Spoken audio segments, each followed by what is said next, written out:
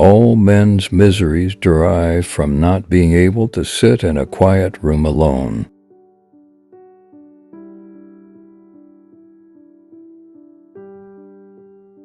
Two things control men's nature: instinct and experience.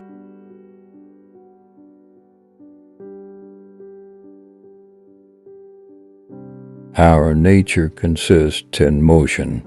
Complete rest is death.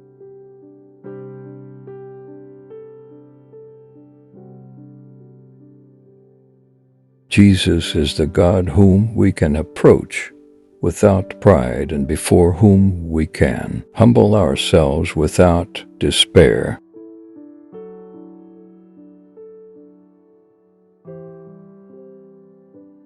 Custom is our nature.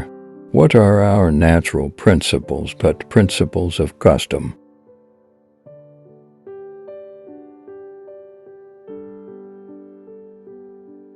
When we see a natural style, we are astonished and charmed, for we expected to see an author and we find a person.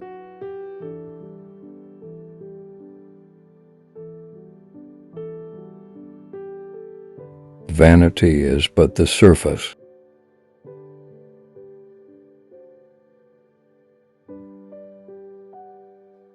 Time heals griefs and quarrels, for we change and are no longer the same persons. Neither the offender nor the offended are any more themselves.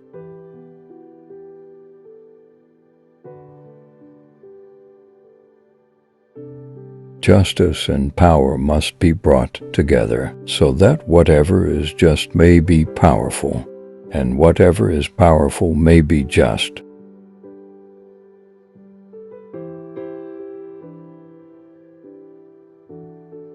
Justice and truth are two such subtle points that our tools are to blunt to touch them accurately.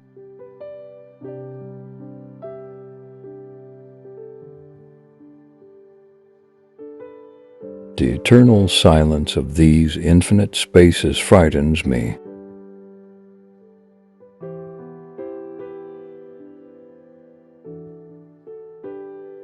All human evil comes from a single cause: man's inability to sit still in a room.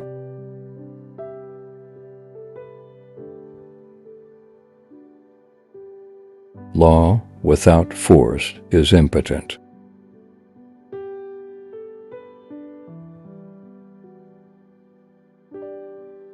The strength of a man's virtue should not be measured by his special exertions, but by his habitual acts.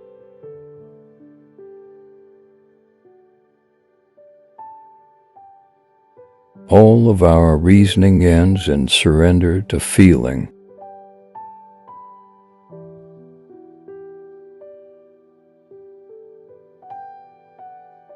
It is the fight alone that pleases us, not the victory.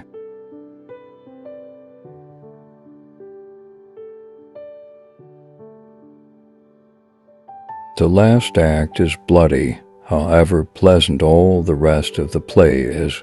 A little earth is thrown at last upon our head, and that is the end forever.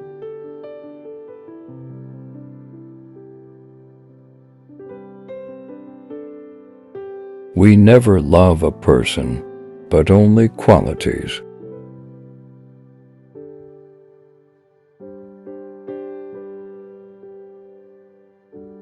Man's true nature being lost, everything becomes his nature. As his true good being lost, everything becomes his good.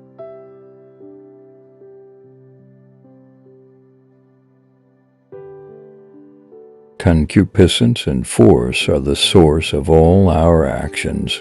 Concupiscence causes voluntary actions, force involuntary ones.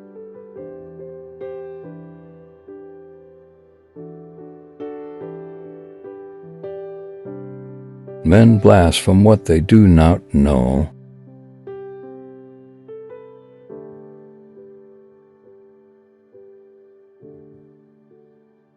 Justice without force is powerless. Force without justice is tyrannical.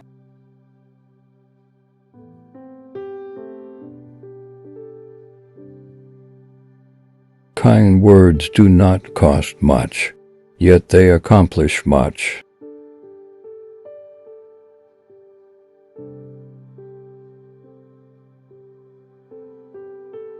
If we must not act save on a certainty, we ought not to act on religion, for it is not certain. But how many things we do on an uncertainty, sea voyages, battles.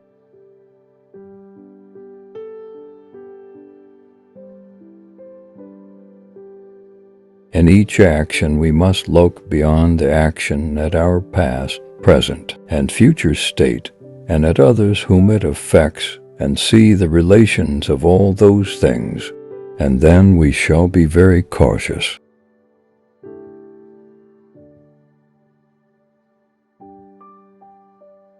The weather and my mood have little connection. I have my foggy and my fine days within me. My prosperity or misfortune has little to do with the matter.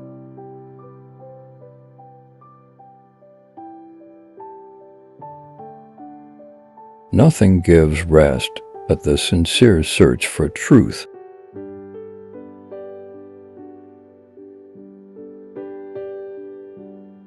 Even those who write against fame wish for the fame of having written well, and those who read their works desire the fame of having read them.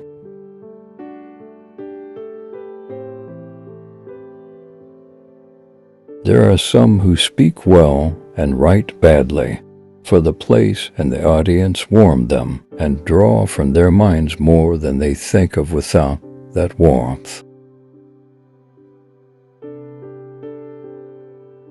Faith embraces many truths which seem to contradict each other.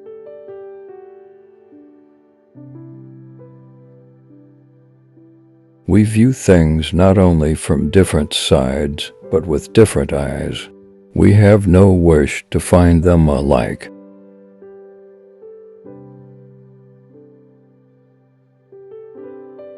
It is incomprehensible that God should exist, and it is incomprehensible that He should not exist.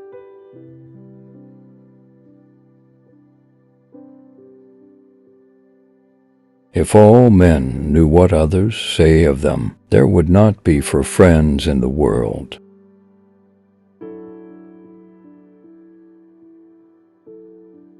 We conceal it from ourselves in vain.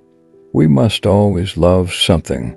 In those matters seemingly removed from love, the feeling is secretly to be found, and man cannot possibly live for a moment without it.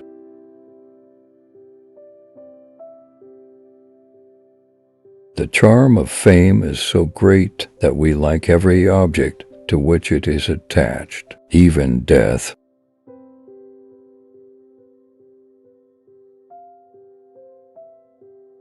In faith, there is enough light for those who want to believe and enough shadows to blind those who don't.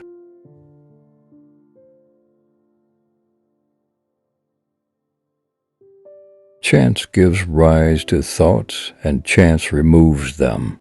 No art can keep or acquire them.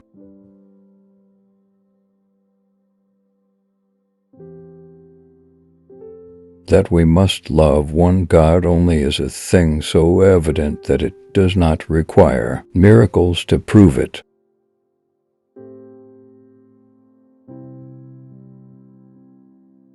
There is a God-shaped vacuum in the heart of every man which cannot be filled by any created thing, but only by God the Creator, made known through Jesus.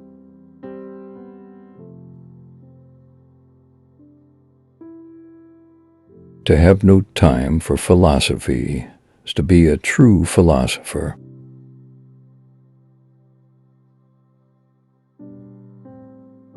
I have made this letter longer than usual, only because I have not had the time to make it shorter.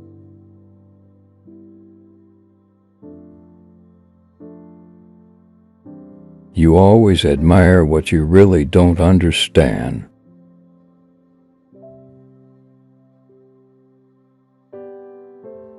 Man's greatness lies in his power of thought.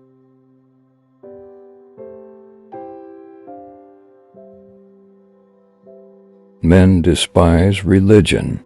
They hate it and are afraid. It may be true.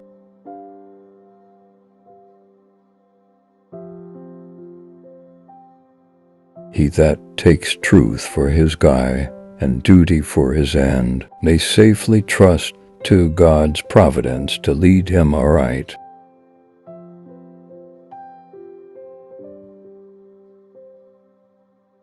The only shame is to have none.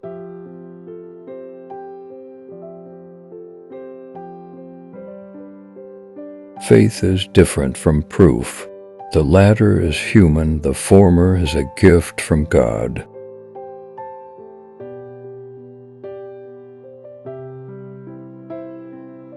Through space the universe encompasses and swallows me up like an atom. Through thought I comprehend the world.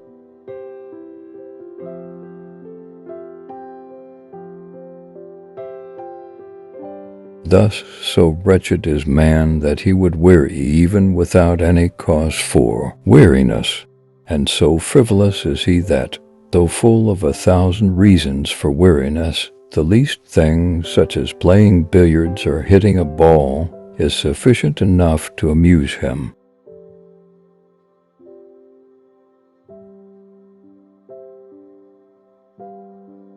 A trifle consoles us, for a trifle distresses us.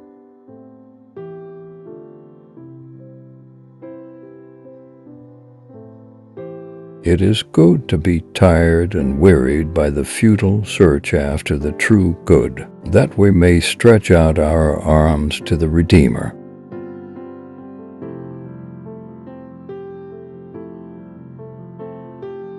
The immortality of the soul is a matter which is of so great consequence to us, and which touches us so profoundly, that we must have lost all feeling to be indifferent about it.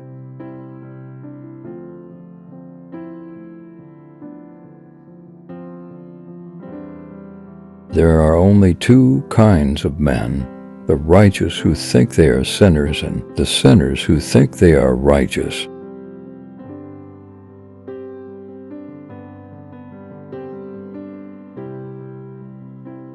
Noble deeds that are concealed are most esteemed.